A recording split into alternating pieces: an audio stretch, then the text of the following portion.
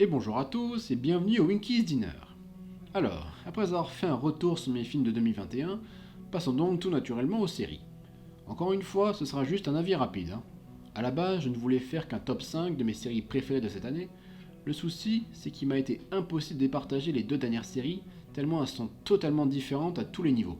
Il y aura donc 6 séries au total, mais je mets les deux dernières ex aequo. Et donc on commence avec d'abord en numéro 5, Scenes from a Marriage. Traduction de scènes de la vie conjugale, et c'est exactement ce qu'on va avoir. Des scènes d'une vie conjugale, et c'est tout. Il n'y a pas vraiment d'intrigue, cette série est plus montée comme une pièce de théâtre car il n'y a qu'une maison comme décor principal, pas de musique, et juste des scènes de discussion entre deux personnages sur leur couple. C'est un peu long, ça fait penser à Marriage Story mais en moins bien j'ai trouvé. Néanmoins, certaines scènes sont extrêmement prenantes, les scènes de dispute surtout, tellement réalistes qu'on ne sent pas que c'est du dialogue.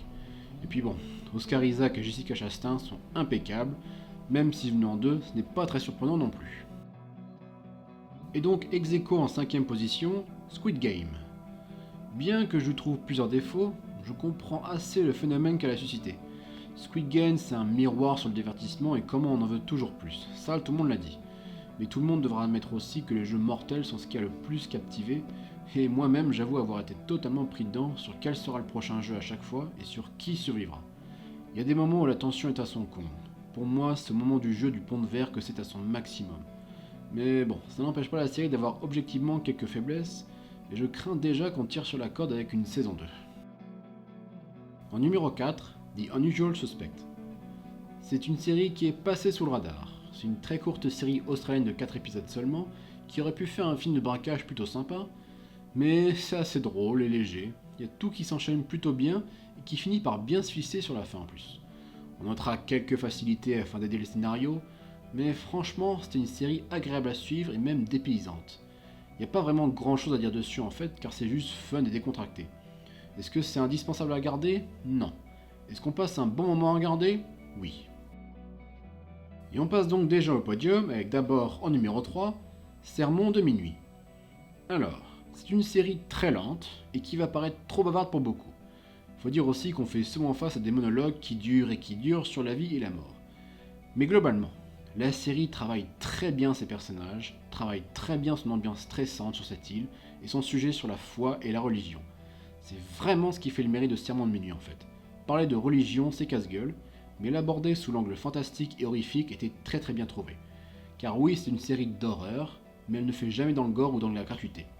Et je vais même aller plus loin sans rien révéler toutefois, attention, en disant que le dernier acte de la série, réparti sur les deux derniers épisodes, est absolument dingue, glauque et malaisant. Vraiment, c'est très difficile d'y rester insensible, croyez-moi. Numéro 2, Mare of Easttown. C'est une enquête pour meurtre assez intéressante et captivante dans une ville absolument pourrie, portrait d'une Amérique profonde qui n'est pas sans rappeler un certain trou détective à ses meilleures heures. Les personnages semblent prisonniers de cette ville laissée pour morte, donc il y a vraiment une ambiance malsaine qui se dégage pendant tout le long. Mais cette série, c'est surtout et surtout une masterclass de Kate Winslet. Vraiment, il n'y a pas de mot autre qu'extraordinaire et incroyable pour décrire la performance de Kate Winslet qui balaye de son talent d'actrice absolument tout sur son passage. Vraiment, elle donne une leçon à tous les acteurs et rien que pour ça, c'est à regarder. Best Actress in a Limited Series or a Movie, Kate Winslet for Mare of Easttown. Rob, Oh, when you and I saw Mare of Easttown, we were dude. both like, with the 47 Oscar nominations that Kate Winslet has and all the awards and accolades, this may be the best we have ever seen her. She is just at the height of her powers right now. Like I've And never also, seen her better. no, and that performance was fearless. I mean, in terms of an actress, she certainly was not glammed up for that part, and she did just an amazingly, just a fearless. I was blown away by her. Blown away by her. Et enfin en numéro 1, Maid. Violence psychologique, critique du système administratif, pauvreté, problèmes familiaux, j'en conçois, Maid n'est pas la plus joyeuse et la plus engageante des séries. Pourtant, c'est celle qui a eu l'impact le plus fort cette année, voire même depuis quelques années peut-être. C'est très très bien écrit, très très bien monté. L'actrice Margaret Qualley est juste éblouissante et porte absolument toute la série sur ses épaules. Mais genre vraiment, hein, car elle est présente dans absolument toutes les scènes. Il n'y a pas un seul moment où elle n'est pas présente. Au terme des 10 épisodes, il y a vraiment un sentiment d'accomplissement et de satisfaction qui se dégage. Maid a été un gros succès, et ça me surprend qu'à moitié en fait. Car bon, d'un côté, elle n'entre pas du tout dans les codes des séries qui cartonnent avec un concept comme Squid Game. Ce n'est pas une série avec une enquête ou un mystère à élucider, mais d'un autre côté, c'est parce qu'elle a juste réussi à toucher et à parler à beaucoup. Car au fond, elle est simple et réelle et beaucoup s'y sont retrouvés dedans. Et ça, c'est une véritable force.